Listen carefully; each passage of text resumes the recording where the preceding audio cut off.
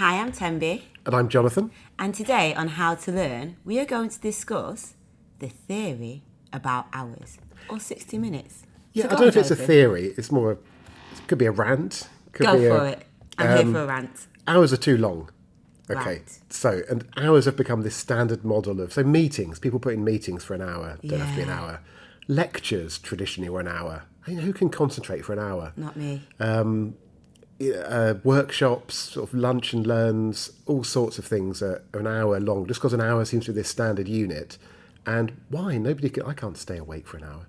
Or I can pretend to stay awake, but I'm not really taking it in after a certain point.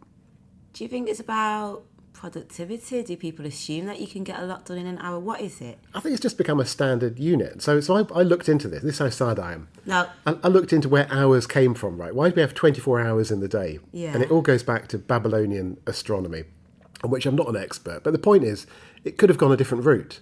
Okay, so instead of 24 hours of 60 minutes each, Yeah. which is quite long, too long for a standard unit, it could have been, bear with me here, 60 hours of 24 minutes each. So we could have ended up with chunks, our sort of natural chunk being 24 minutes, Okay. which, strangely, is the length of a TED Talk, and strangely is the length of a sitcom episode. So somebody out there has spotted this. I'm not even sure if I can concentrate for 24 minutes or 25 minutes, but it's better than an hour. Do you know what? You're actually making me realise, like, episodes, yeah, you're right. Between 30 and 40 odd minutes is like the standard sort of less. length of time for like a series on Netflix. You can tell I'm watching Netflix. Right. Of course, you can binge watch for like 10 hours or something. Yeah. But your standard sitcom, when you've taken out adverts, is about It's less, 20, yeah. 25 minutes.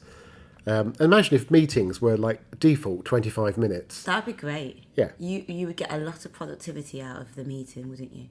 So my point here is that we beat ourselves up for not being able to concentrate for long periods of time, when the periods of time are just too long in the first place. No, it's not human. That's not how we're built.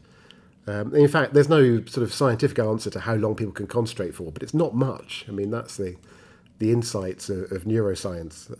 We're just continually under pressure. Our attention is being dragged all over the place. Yeah. So, okay. So if we can't change the dynamics of 60 minutes... Are you saying I can't go and change the whole astronomical system? I wouldn't say you can't, like, say we're just working with what we've got. Okay. How would you then facilitate a 60-minute meeting, knowing what you know? You've just got to quick intro and then break it up into, I don't know about a meeting. I mean, something like a lecture or workshop. You get people discussing, as fast as you can. Get them into small groups, talking, generating questions, having conversations. Break it up with activities. Quizzes, just do anything that you can to break it up and it not be one person just going on for an hour, or talking for 50 minutes and then 5 minutes for Q&A at the end. Like everybody's finished, aren't they? Everyone's absolutely wiped out. So just throwing everything at it, and the best lecturers, I think, and certainly the best TED talkers, if that's the phrase, they just throw illustrations in, colour. It's easy to do in a live environment. Get people asking questions and engaging and chatting, and just keep them awake. Yeah. Keep refreshing the attention span. I like this. So we can't change the 60 minutes. Well, we can do what we want to do. So if I'm having a meeting, I'm going to now make it a 25-minute meeting.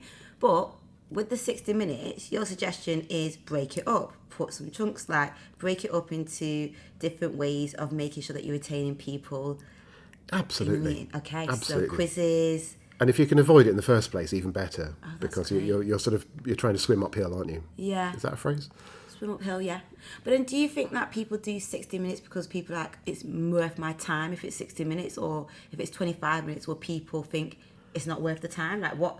Do you think there's a bit of psychological? Yeah, I think there is. Yeah. A bit of self-importance. It's like, I'm a lecturer, I'm a professor, or I'm a senior person, therefore this is going to take up an hour because people have to listen to you for that long. Maybe, yeah. But there's also something about the default. And so that was my point. It's like we've just become too used to it, and the calendar works in 60-minute chunks, or, ideally it doesn't. But, so if we can just break it up, and don't beat ourselves up for failing to concentrate for an hour, because it's just inhuman. There's no way. So design stuff so that it's broken up, and give ourselves the permission to work in smaller chunks. That's my point. And on that note, we should probably finish, because let's wrap it up then.